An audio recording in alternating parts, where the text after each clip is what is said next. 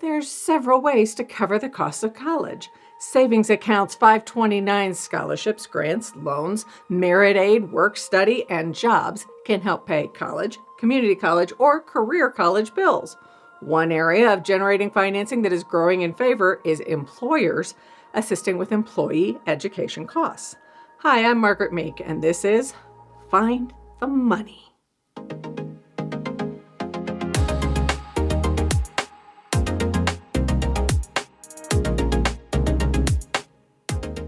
You've seen the signs as you drive around town.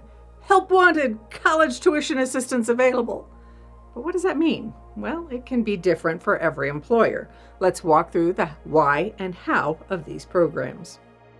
Depending on the employer, educational financial assistance can be paid for undergraduate or graduate level in-person or online coursework. Seminars, professional certifications, job-related certifications, or leadership or management courses may be covered. Different types of assistance can cover costs such as tuition, books, equipment, fees, supplies, and in some cases, student loan payments. The most often used process is tuition reimbursement. As a student, employees pay for their education and then receive an agreed amount of funds to pay them back or reimburse them for those costs. To maximize the opportunities available, the employee must ask lots of questions and read all the information on any education support program the employer offers. For example, some employers only pay for smaller educational experiences like certificate programs. In contrast, others will only pay for classes that give the employee information that can benefit their role as an employee. Most will have a maximum amount of funding available to each employee. Once the rules are known, the employee can search for a program that works for the student and meets the criterion outlined by the employer. Once the plan is put together, the employer should sign off on it. This may take the form of a contract to make sure both parties understand how the program will work for each person. Next, the employee enrolls in classes and pays for their student bill out of their pocket or through the application of any other financial aid they have secured. The employee then works through that educational term, meeting or exceeding any grade point average or credit hour standards necessary to earn tuition reimbursement. Once the term or course is completed, the employee submits proof of the coursework and receipts for the student bill at the beginning of the term. Then the reimbursement earned is paid through the employer's payroll process. Now we should add a few notes. Because scholarships and grants are different than the reimbursement process, that funding will generally be paid to the student or the school before the student bill is paid. For any form of tuition assistance from an employer, there may be restrictions on the length of employment required before the employee can utilize that financing.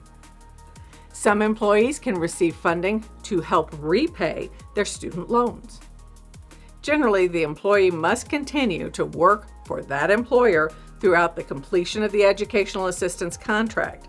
In most cases, the employee works full-time when receiving a tuition reimbursement. The contract should also spell out what happens if the employee is fired for any reason or quits. Some employers will pay only for courses that enhance the employee's understanding of their field of work, expecting their knowledge to strengthen the business. Some businesses offer tuition assistance to the children of their employees. As the tuition funding search begins, this is an easy question for parents' employers.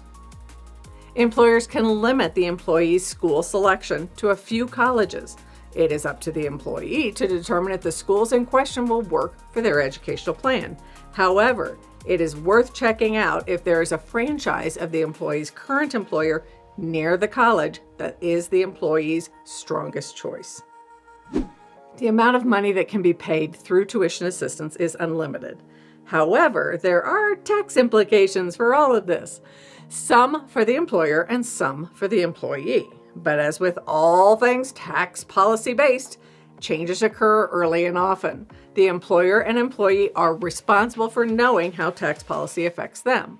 Generally, the employer is allowed to reimburse up to a specified number. As of today, That is a total of $5,250. Those funds are paid through the employee's paycheck and are not taxable. Beyond that number, the amount is included as a portion of the reported income and must be included in the employee's tax filings. Employers can also receive some tax benefits if the funding they provide employees meets certain conditions as a deductible business expense. So why do businesses offer tuition assistance or reimbursement programs? These programs are as essential to recruiting and retaining employees as sick leave, parental leave, or paid time off. Employees are happier and the employer gets a workforce that is better educated and primed for promotions and raises.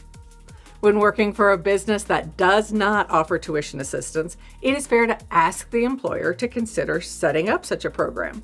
The employee must be prepared to explain how tuition assistance or reimbursement can benefit the employer. The student must be willing to sell the program as a value add and to help the employer understand the impact the tuition assistance will have on the employee's knowledge, productivity, and loyalty. Students who receive tuition support from their employers must remember to remain dedicated to their jobs and perform well in their classwork. We have said it before, but it is worth repeating. When it comes to tuition reimbursement, there should be a contract that outlines the roles and expectations of all involved in this transaction. The devil, as they say, is in the details, so make sure everyone understands how the process should work. Be bold. Ask your employer about the tuition assistance options or find a generous employer supporting employee education. You have nothing to lose by asking your employer for financial assistance for your education. Find the money. Please like, subscribe, and share if you found this video helpful.